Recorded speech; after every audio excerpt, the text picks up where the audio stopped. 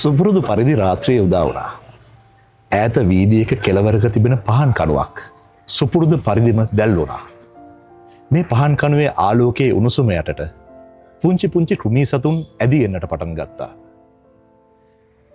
උණුසුම සොයාගෙන යන සතුන් ඒ විතරක් නෙවෙයි, ආලෝකයේ වෙත ඇදී එන සතුන් ඒ විතරක්ද. Taman දැවෙන බව දැන දැනත් පහන් කණුවේ තිබෙන විදුලි බුබුලේ වැඩි මිය යන පළඟැටියන් මේ හැම කෙනෙක්ම පහන් කණුවේ ආලෝකයේ උණුසුම යටට ගුලි වුණා. සතුන් විතරක්ද? නෑ. දෙපා සිව්පා සෑම දිනෙකම මේ පහන් කණුව යටට රාත්‍රියේදී එක්කාසු වෙනවා. ඒ තමයි තමුන්ගේ සිතේ තියෙන දුක, සතුට, ਸੰతాපය, ආදරය බෙදා හදා ගන්න පහන් කණුව යට ඇරෙන්නට තවත් හොඳ තැනක් කොහෙද? ඈත කෙළවර වීදියේක. පහන් කණුව මේ හැම කෙනෙක්ටම වෙනසක් නැතුව ආලෝකය බෙදනවා. පහන් කණුව යට අපේ අරමුණත් ඒකයි. මේ සමාජය තුළ අති විශිෂ්ට මෙහෙවරක් කරන, නමුත් ඒ මෙහෙවර කිසිදා කිසිවෙකුගේ ඇස නොගැටුණු මේ මහ පොළවේ ජීවය බඳු මිනිසුන් අපි මේ පහන් කණුව යටදී මුණ ගැහෙනවා. එසේනම් ප්‍රිය හිතවතුනි, මිතුරු මිතුරියනි, අද පටන් ඔබටත් අප ආරාධනා කරනවා මේ පහන් කණුව යට එන්න අප හා සමග මේ රාත්‍රීන් වල, ඒ වගේම උදා නොවුණු රාත්‍රීන් ගත කරන්නට ඇරයුම් කරමින් අපි ආරම්භ කරනවා අපේ නැවුම් වැඩසටහන පහන් කණුව යට. පහන් කණුව යට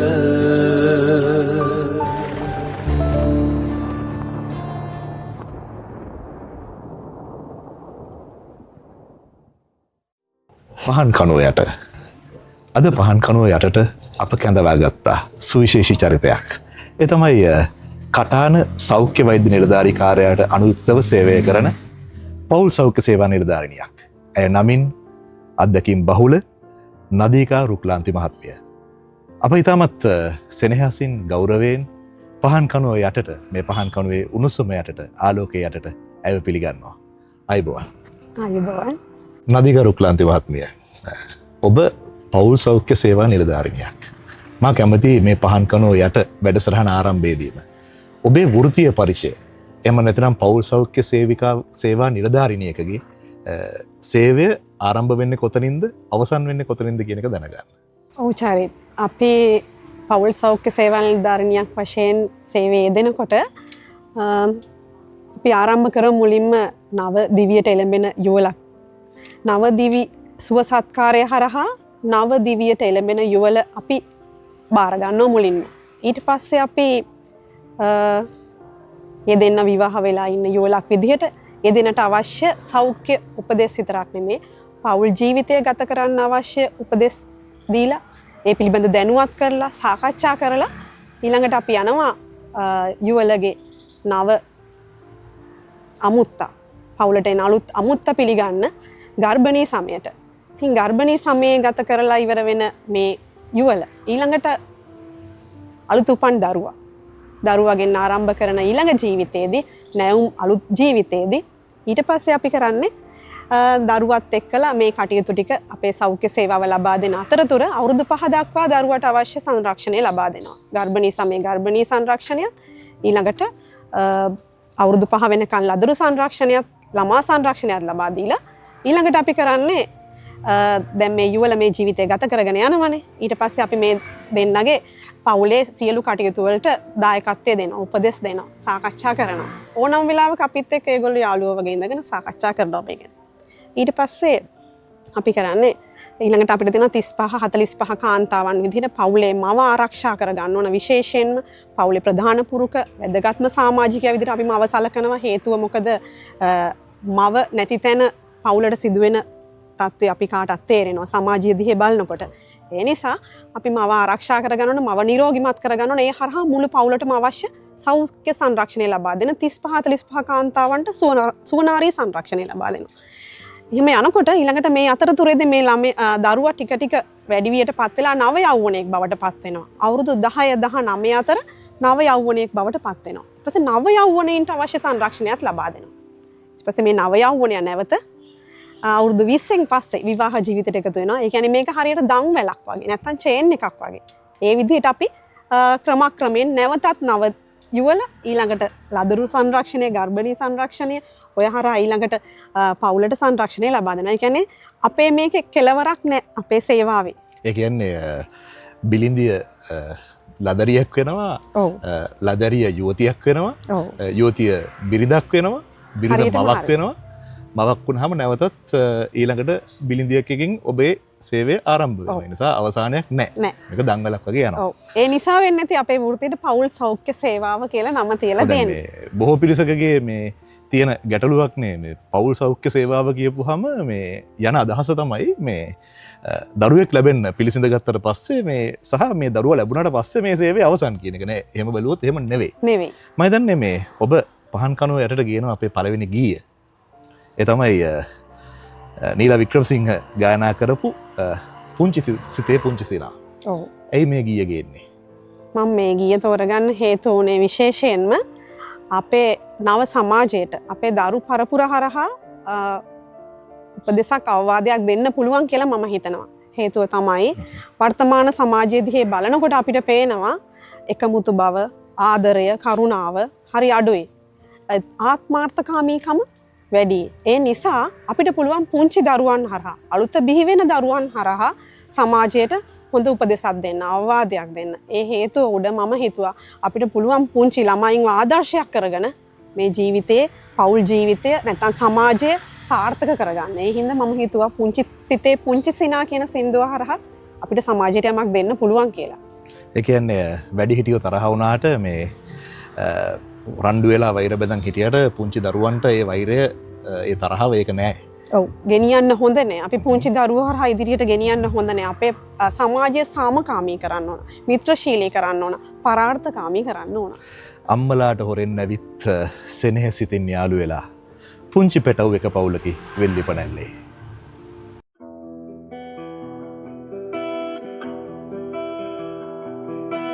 පුංචි සිතේ පුංචි සිනා වෙල්ලිප නැල්ලේ රංචු ගැසී හාද වෙලා මල් හසරැල්ලේ පුංචි සිතේ පුංචි සිනා වෙල්ලිප නැල්ලේ රංචු ගැසී හාද වෙලා මල් හසරැල්ලේ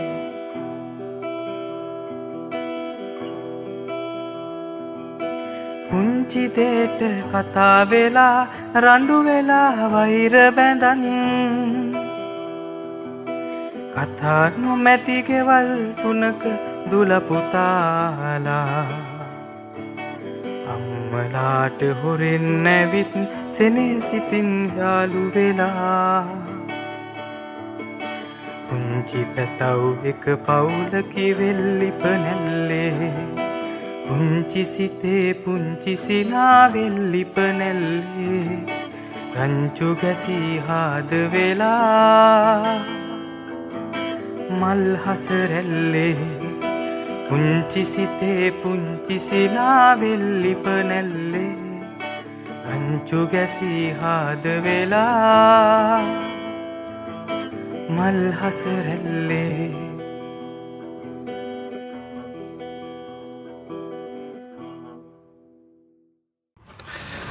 පහන් කනුව යට මේ රාත්‍රියේදී ආදරණීය ස්වර ඒ වගේම හඬ මාధుර්ය මුසු කරන්නේ මා මිත්‍ර යෝන් ගායක දුලංක හේරත්. ප්‍රිය මිත්‍රයනි එසේනම් අපි පුංචි විරාමයකට යනවා. විරාමෙන් අනතුරුව නැවතත් මේ පහන් කනුව යටදී අපි මුණ ගැහෙමු. පහන් කනුව යට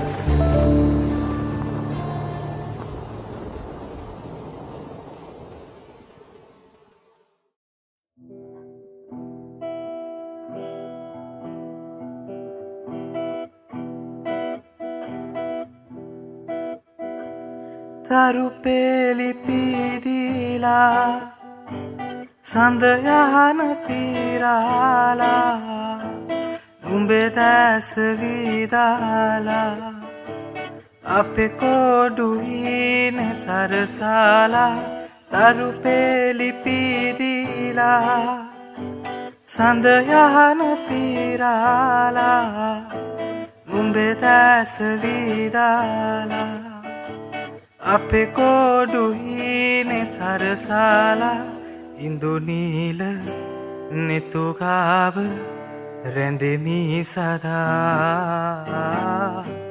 රෝස පෙති අතුරාලා යහන මත සතපාලා සුපෙම් හිත ළඟින් හිඳ සුසුම් ලමු කුඳුරාලා කඳුළු පිනිවැහෙවි නිදන හිත ඇහැරේවි පපුව මත සුවඳ විඳ දෙතොල් පෙතියාවි රෝස පෙති අතුරාලා පහන් කනුව යට මනරම් සුගැයුම් ගැයෙන සුයාවිමයකයි අප ඔබ මේ මුණගැසීම සිද්ධ වන්නේ. රෝසපෙති අතුරාලා මෙතරම් ප්‍රේම ගීත ඔබ මේ පහන් කනුව යටට ගේන්නේ ඔබට මුණගැහෙන්නම යෞවන ආලයෙන් බැඳෙන පෙම්වතුන් වීම නිසාමද? බොහෝ දුරට එහෙම අයත් මට මුණ ගැහෙනවා. රාජකාරී ජීවිතය තුළ කොහොමත් විවාහක යුවල් මුණ ගැහෙන අවස්ථානේ වැඩිපුර තියෙන්නේ. ඉතින් අපි හැමදාමත් එයාලට උපදෙස් දෙන්නේ පවුලේ තුල ආදරය රැකගන්න. ප්‍රේමය වඩා බැඳීම් ඇති කරගන්න. ඉතින් මේ බැඳීම තුල ආදරය තුල ප්‍රේමය තුල යහපත් පවුල් ජීවිතයක් ගත කරන්න පුළුවන් විදිහට තමයි අපි හැම වෙලාවෙම උපදෙස් දෙන්නේ. ඒ කියන්නේ ඒ යෞවන ප්‍රේමය වියපත් වුණත් ප්‍රේමය යොවුන්ව තියාගන්න කියලා උපදෙස් දෙන්නේ. හැමදාම එක වගේ තියාගන්න, දැනෙන්න ආදරය කරන්න, දැනෙන්න ජීවත් වෙන්න කියලා තමයි අපි කතා කරන්නේ. ඉතින් පහන් කනුව යටට මම මෙහෙම ප්‍රශ්නයක් ඔබෙන් අහන්න පුංචි බාධාවක් කරනවා. ඒ තමයි ඔබ ඔබේ වෘත්තීය පරිචය තුළ, ඔබේ වෘත්තිමය ජීවිතය තුළ දැන් කොපමණ කාලයක් ඔබ ගෙවනවද? මගේ මේ 13 වන වසර යන්නේ. ඒ කියන්නේ සේවා කාලය දැන් වසර 12ක් සම්පූර්ණයි. මේ 13 වන වසර තමයි ආරම්භ වෙලා තියෙන්නේ. හරි. මේ කාල සීමාව තුළ ඔබට පහන් කනුව යටට ගේන්නට පුළුවන් නම් ඔබේ ජීවිතයේ අමතක නොවන අත්දැකීමක් වෘත්තිමය පැත්තෙන් ඔබ මොකක්ද ගේන්නේ? වෘත්තිමය පැත්තෙන් මගේ මේ සේවා ස්ථානය වෙන්නේ දෙවන සේවා ස්ථානය. මම කලින් කොළඹ වැඩ කළේ පිටකොට්ටේ. ඒ වැඩ කරනකොට මට ඇත්තටම කවදාවත් ඒක අමතක වෙන්නේ නැහැ සිද්ධිය. එතකොට මම විවාහක නැහැ. ඒ අවස්ථාවේදී මට අපි දුරකථන අංකය දීලා තියෙන ඕන වෙලාවක කතා කරන්න කියලා. ඒ කියන්නේ සාමාන්‍යයෙන් අපි පැය 24 සේවයේ යෙදිලා ඉන්නේ. ඉතින් මේ පැය 24 සේවය තුළ අපිට දැන් කතා කරන්න තියෙන පහසුම ක්‍රමය දුරකථනය චරිත. ඉතින් ඒ දුරකථනයට ඇමතුම් ඕන වෙලාවක ලබා ගන්න කියලා තියෙන නිසා දෝ කොහෙද අලුත් උපන් පුංචි දරුවෙක් දවසක් පාන්දර අඬනවා. ඉතින් අඬනකොට අම්මට නලව ගන්න බෑ, ගෙදර අයට නලව ගන්න බෑ, සනස ගන්න බෑ. සනස ගන්න බැරි තැන මම සාමාන්‍යයෙන් වැඩට යන්න නැගිටින්නේ උදේ පාන්දර 4ට විතර. එතකොට විවාහක නැති නිසා සියලු වැඩ ගෙදරින් කෙරිලා දෙනවනේ. ඒ නිසා 4ට විතර නැගිටලා 4:00 බස් එකේ යන්න සූදානම් වෙන්නේ. හැබැයි මට 3:00ට කෝල් එකක් එනවා. මිස් බබා අඬනවා කොහොමද නලව ගන්න කියලා. ඒ අවස්ථාවේ මමත් සෑහෙන අපහසුතාවයකට පත් වුණා. මොකද හේතුව මමත් නිදිමර ගාතෙන් ඉන්නේ. දැන් නිදිමතයි තදට අන්තිම පැය භාගෙම යන්නේ. ඉතින් මම ආසයි තව ටිකක් වැඩියෙන් නිදියන්න. හැබැයි ඒත් මගේ සේවය අවශ්‍ය බව මට තේරුණා. ඒ නිසා මම දුරකථනයෙන් උපරිම දෙන්න පුළුවන් උපදෙස් ටික දීලා මං කිව්වා මට නලව ගන්න බෑ බබාව. හැබැයි මම නලවන හැටි තව ටිකක් කියලා දෙන්නම්. මේ අන්තිම පැය භාගෙ මගේ යන්නෙත් කියලා මං කිව්වා. බබාව ටිකක් උඩට වඩා ගන්න. ගේ ඇතුළේ ටිකක් එහාට මෙහාට සැරිසරන්න. පිරිත් ටිකක් දාන්න. නැලවිලි ගීයක් කියන්න. ටිකක් හඬ අවදි කරලා කතා කරන්න බබාට ඇහෙන්න. මේ පුංචි පැටියට අපි කුස තුලත් කතා කළානේ. ඉතින් ඒ හඬ යාට හොඳට හුරුයි. ඒ නිසා අපි කියන්නේ කතා කරන්න හැම වෙලාවෙම දරුවත් එක්ක. ඒ වෙලාවේදී මම අපහසුතාවයට පත් වුණා වුණත් මම පහුවෙනිදා උදේම ගිහිල්ලා ඉස්සෙල්ලාම බැලුවේ දරුවව. මම මෙහෙම ප්‍රශ්නයක් අහන්නම්. මට කෙටි පිළිතුරක් ඕනේ. දැන් ඔබ විවාහකයි. ඔව්. ඔබේ ස්වාමි පුරුෂයා එක්ක ඔබට දැන් දරුවෝ දෙදෙනෙක් ඉන්නවා. ඔව්. දරුවෝ තිදෙනෙක් ඉන්නවා. දරුවෝ තිදෙනෙක් ඔබට ඉන්නවා. දැන් ඔබට අම්මා කෙනෙක් කතා කළානේ මේ දරුවව නලව ගන්න බෑ කියලා. ඔව්. ඔබ මේ වෙද්දි කී දෙනෙක්ගේ දරුවෝ අතට අරගෙන ඇද්ද? කෙටියෙන් පිළිතුරක් දෙන්න. ගණන් කරන්න නම් අමාරුයි. ගණන් කරන්න බෑ. හැබැයි ඔබට අවස්ථා ලැබිලා නැද්ද ඔබේ දරුවව නලව ගන්න බැරි වෙලා වෙන දරුවෙක් ඔබේ අතට ගන්න වෙච්ච අවස්ථා? ඒ කියන්නේ ඔබේ දරුවා බලනවා ගෙදර ඉන්න අම්මා හරි ස්වාමි පුරුෂයෙක් අනිවාර්යෙන්ම. ඒක තමයි ඔබේ වෘත්තීය ජීවිතයේ තියෙන වගකීම. මගේ දරුවව නලවන්න සනසන්න සමහර විට මට අවස්ථාව අඩු වුණත් මං රටේම ඉන්න දරුවෝ නලවනවා. සුවසක් දරුව වෙනුවෙන් තමන්ගේ මුළු ජීවිතයම වෘත්තීය පරිචයම කැප කරන පවුල් සෞඛ්‍ය සේවා නිලධාරිනියන්. ප්‍රිය හිතවතුනි, අද අපත් සමග මේ පහන් කනුව සරසන්නේ කටාන සෞඛ්‍ය වෛද්‍ය නිලධාරී කාර්යාලයට අනුයුක්තව සේවය කරන පවුල් සෞඛ්‍ය සේවා නිලධාරිනී නදීකා රුක්ලාන්ති මහත්මිය. අපි යනවා ඊළඟ ගීයට. වචනයක් කියමු ගීය ගැන. මම මේ කතා කළේ කලිනුත් ආදරය බැඳීම ගැන, ප්‍රේමය ගැන. ඇත්තටම පවුල තුල ආදරය දැනෙනකොට ඒක දරුවන්ටත් දැනෙනවා. පුංචි දරුවන්ට අම්මයි තාත්තයි ආදරෙන් ඉන්න බව හැම වෙලාවෙම පෙන්වන්න ඕනේ. ඒ ආදර්ශය තමයි ඉස්සරහට ඒගොල්ලෝ අරන් යන්නේ. ඒ නිසා ඒගොල්ලෝ ආදරය හොයාගෙන වෙන වෙන තැන්වලට යොමු වෙනවා කියලා මම දකින්නේ නැහැ. අම්මයි තාත්තයි ආදරෙන් බැඳිලා ඉන්නකොට දරුවොත් ඒ ආදරයට නතු වෙනවා, යටත් වෙනවා. ඒ නිසා මම හිතන්නේ අපි හැමදාම එක වගේ ආදරයෙන් ඉන්න ඕනේ. ඒ හින්දා මං හිතන්නේ මං තෝරගත්තු ඊළඟ ගීයේ වැඩිපුරම තියෙන්නේ ප්‍රේමය නැත්තම් ආදරය ගැන. අපි යනවා එනම් ගීයට. මේ ශර්ලි වෛජයන්ත මහත්මයා ගායනා කරන මල් මල් හිනා ඔබේ මුවේ දුලංක හේරත් මේ රාත්‍රියේ ගායනා කරනවා.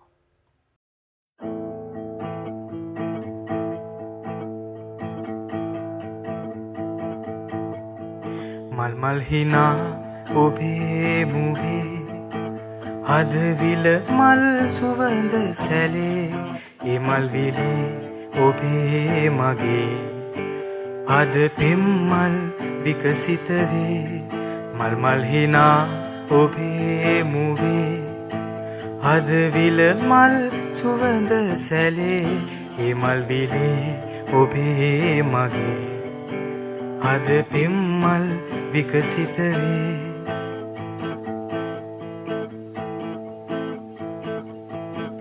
තාරකා සඳ පායලා එළියදී මේ රැයේ ඔබ මගේ සඳ තාරකා වී එන්න පායාලා මල් මල් හිනා ඔබේ මුවේ හදවිල මල් සුවඳ සැලේ ඒ මල් විලේ ඔබේ මගේ හද පෙම්මල් විකසිත වේ මල් මල් හිනා ඔබේ මුවේ හද පෙම්මල් සුවඳ සැලේ ඒ මල් විලේ ඔබේ මගේ හද පෙම්මල් විකසිත වේ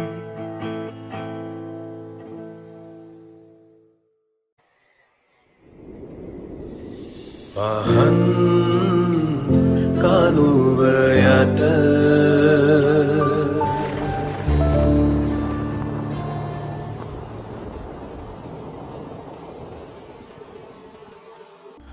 විරාමෙන් පසු නැවතත් ඔබත් අපත් හැම කෙනෙක්ම පහන් කනුවේ ආලෝකයේ සෙවන උණුසුම යට.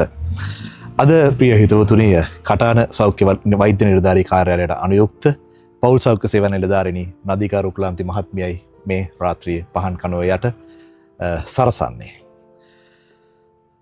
අපි යනවා ඔබේ තවත් අදහසකට.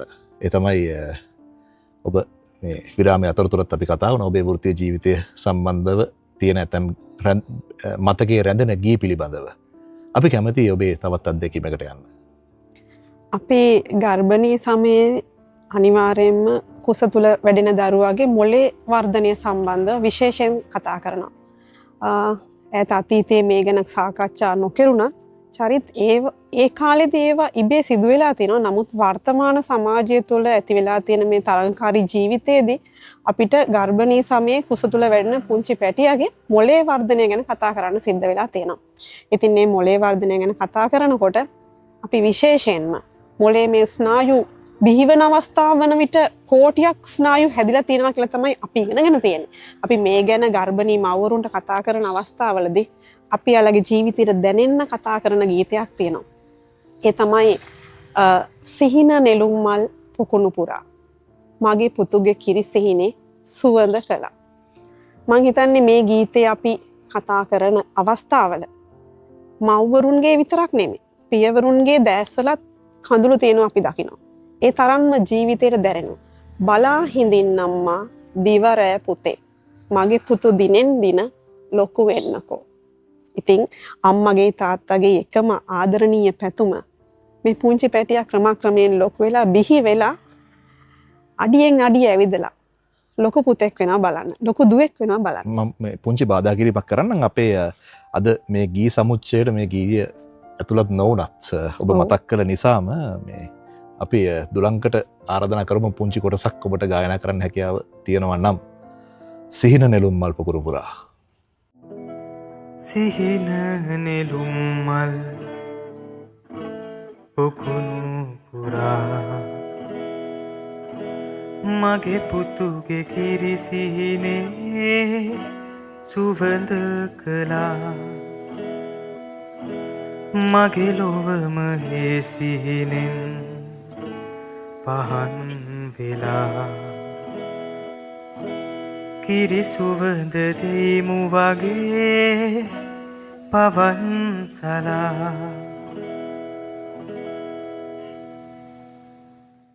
වෘත්තීය ජීවිතෙන් ඔබත් එක්ක නොබැදෙන්නේ මොන ගීතයද කියලා මේ රාත්‍රියේ මට හිතා ගන්න අමාරුයි. මොකද ඔබේ වෘත්තීය පරිචය තරම්ම පුළුල්.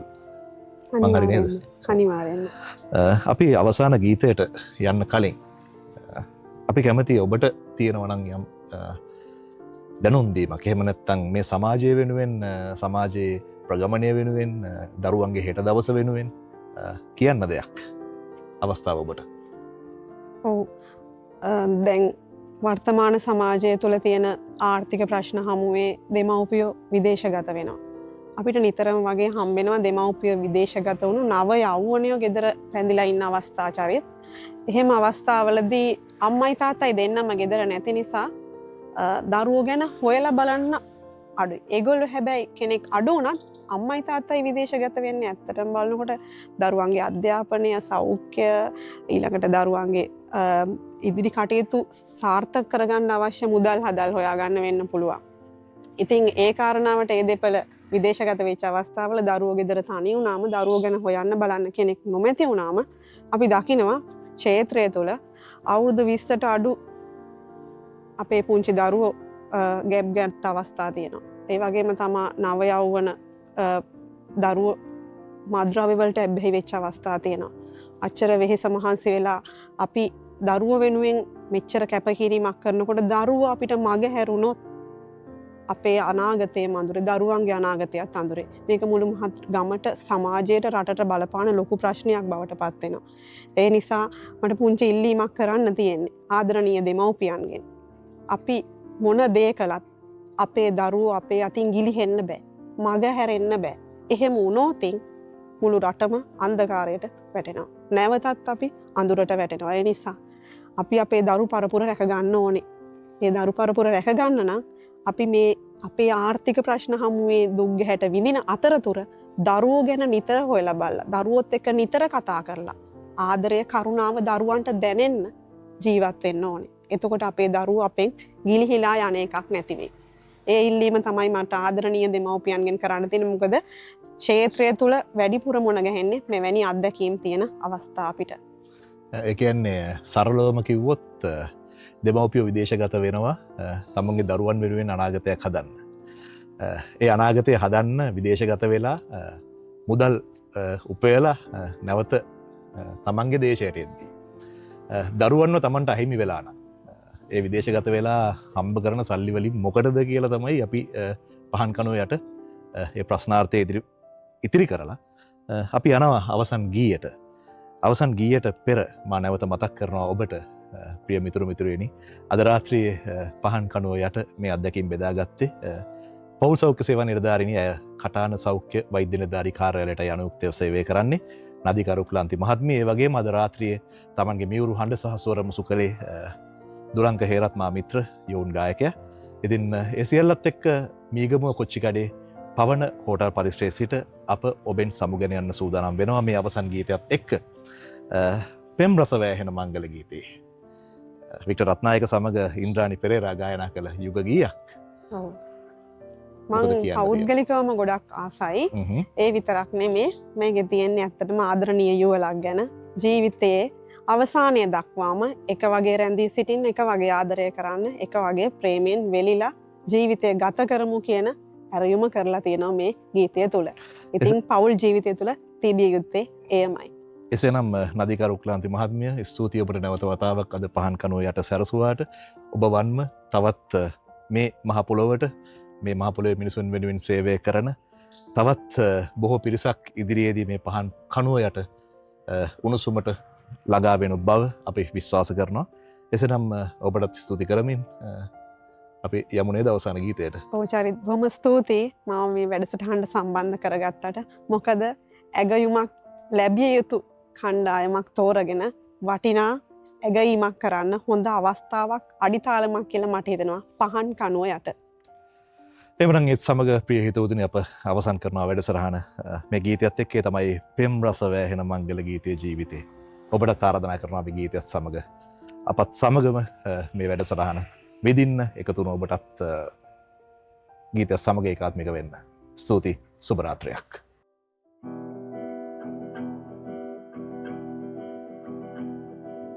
පෙම් රස වෑහෙන මංගල ගීතේ ජීවිතේ මధు රස වැහෙනා ආදර නැකත ළඟාවේ නිල්වන පියසේ පුංචි කැදැල්ලේ ආදරේ දෙතොලහේ ගී සැලේ මීවද සුවඳ සදා දේ පෙම් රස වැහෙන මංගල ගීතේ ජීවිතේ මధు රස වැහෙනා ආදර නැකත ළඟාවේ නිල්වන පියසේ පුංචි කැදැල්ලේ ආදරේ දෙතොලහේ ගී සැලේ මීවද සුවඳ සදා දේ පෙම් කතරේදී දැස නිවාලන අවාරයේ පිනිවරුසා වේවා පෙම් කතරේදී දැස නිවාලන අවාරයේ පිනිවරුසා වේවා ඒ පෙම් කතරේ මා එන අතරේ තනි තරුවක් සේ පායාවේ පෙම් රස වැහෙන මංගල ගීතේ ජීවිතේ මధు රස වැහෙනා ආදර නැකත ළඟාවේ නිල්වන පියසේ පුංචි කැදැල්ලේ